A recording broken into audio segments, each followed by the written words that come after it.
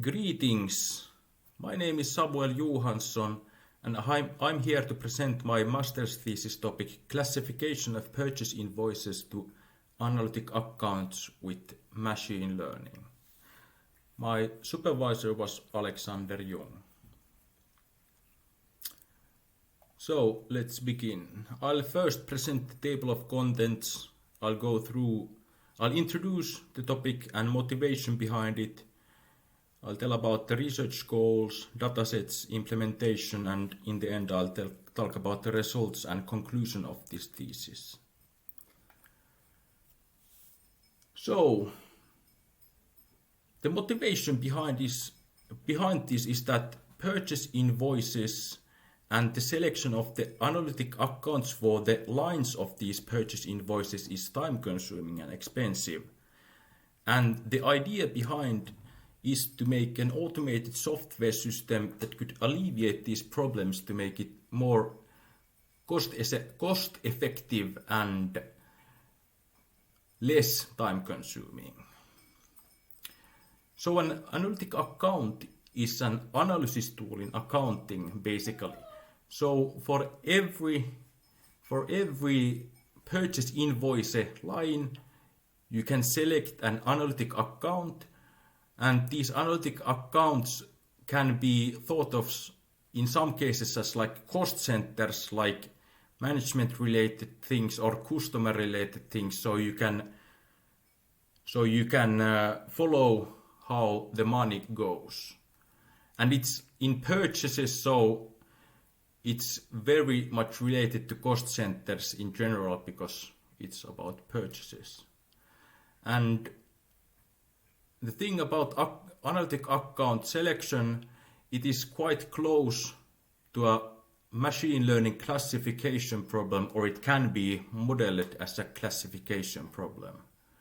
And here on the bottom I have like a general idea of the purchase invoice processing procedure. So here in the fourth column you have to update the accounts before you post and pay the purchases you have done. So my research goals is to implement a machine learning system, and the initial goal was a 90% accuracy and equally good other precision recall and F1 scores. And this system needs to be implemented in the Odoo enterprise resource planning system and function in the server with good scalability.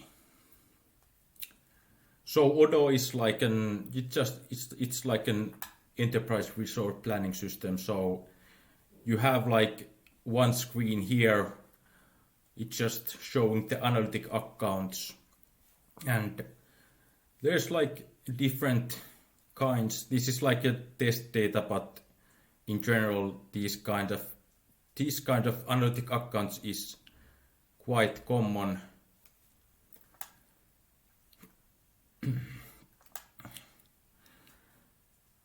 So the problem is a multi-class text classification problem because one of the biggest feature in the dataset is text, and I'll talk about it a little bit in the next slide, but the idea is to compare the state-of-the-art text classification algorithms and how they function in this setting.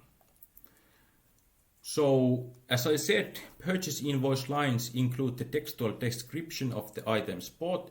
So the textual description described, it's like the label in this picture, but it is text, and it can be any other thing than what's shown here, but it can describe whatever, and that would be the main feature, although there are 27 different features which can be used, and it's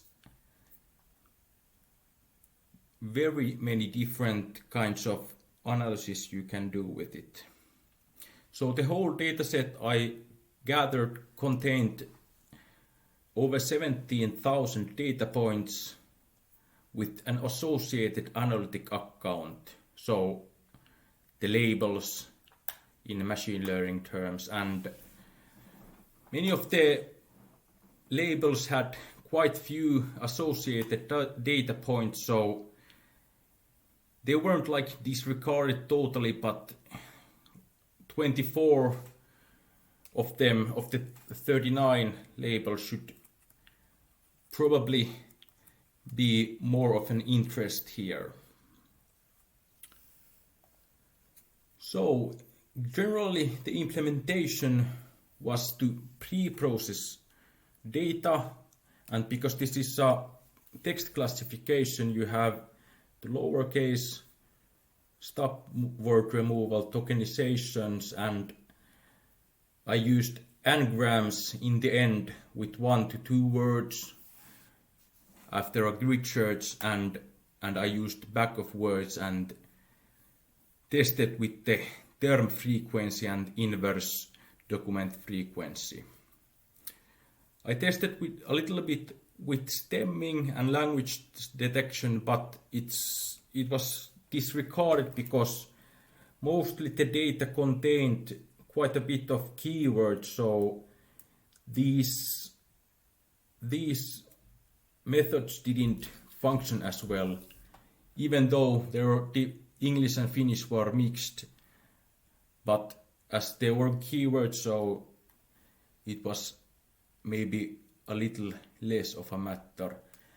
And I made an aggregate class -1 for the smaller classes, so they weren't disregarded totally, but they were included in this training data.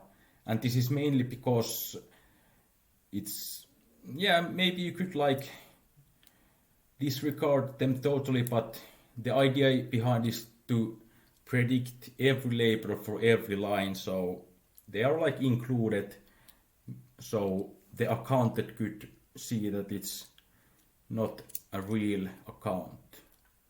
And the comparison was done between multinomial naive Bayes, logistic regression, linear and non-linear support vector machines, co-nearest neighbor, decision trees, random forest perceptrons, and the multilayer perceptrons.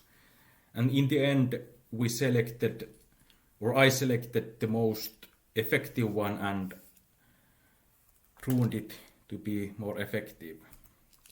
And in Odoo, it's quite simple.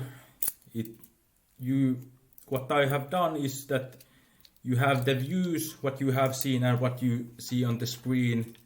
You can change parameters and see some metrics. You can push buttons to train and predict automatically for lines, and created the scheduled action for automatic updates. In general, the idea was that I won't use the whole data set because you have to forget and update the model from time to time. So you have a slider of 10,000 most recent invoice lines in the data set, because the accounting rules are company specific and might change from time to time, and you have to account for that. And the files are stored in a pickled file in the file store, and when they are used, they are unpickled and used after that. So, what are the results? In general, the most effective was the linear support vector machine, which accuracy score of about 80%, and the other metrics or scores are about 0.75. Other good performance were logistic regression and multilayer perceptrons. And I guess the perceptron functioned quite well as well. And in general, many of these had quite fast computation times, and the linear support vector machine had it also. And it's not like if you can like update the model like on a night, so it wouldn't like affect that. But anyways, the linear support vector machine was selected from these, and I'll present some more data from that one in the next slide. So here are some individual scores for the labels trained for the linear support vector machine. And as you can see, the aggregate class of -1 performed quite poorly, and it's quite expected because it contains many different classes and they don't have that much in common with each other. But in general, there are quite good performances. There are like some big classes. I think 76 is quite a big class in terms of data points, and it's quite expected that it performed quite well because it has more training data. But yeah, and on the next slide I have data from Odoo interface. So I didn't say so if we go to previous, here we have different size of the trained labels. There were 23 trained labels, and here we have 21 trained labels, and here we have 23. And this was improved with a grid search which found squared hinge loss and 1V rest strategy to be better. And in general, the macro averages of precision recall and F1 score were a bit higher when searching for the different parameters, and on average they were on 0.80 or 80%, but when randomized the accuracy is between 75% and 88%, depending how they do. Yeah, so I don't know, it functions in Odoo and I'm happy about that. So in the Odoo server you can use it and update it automatically. In general, the linear support vector machine was the most effective one with a 1V rest strategy, and the best instance was 88% effective, which was quite close to the goal of 90%. But to be honest, the average instance score was close to 80%, and the future research should be done to think about a third validation set to validate the best instance of the multiple trained support vector machines and select that one, because it's not perhaps the most correct way to do it when you shuffle the train and test data. But with the third validation set, you could not guarantee, but maybe be better with the be more certain with the best hypothesis for generalization. And maybe the future research would think about better about the text pre-processing, because that is one of the biggest things that should affect the performance of this. But anyway, thank you. Here's my presentation. I hope you enjoyed.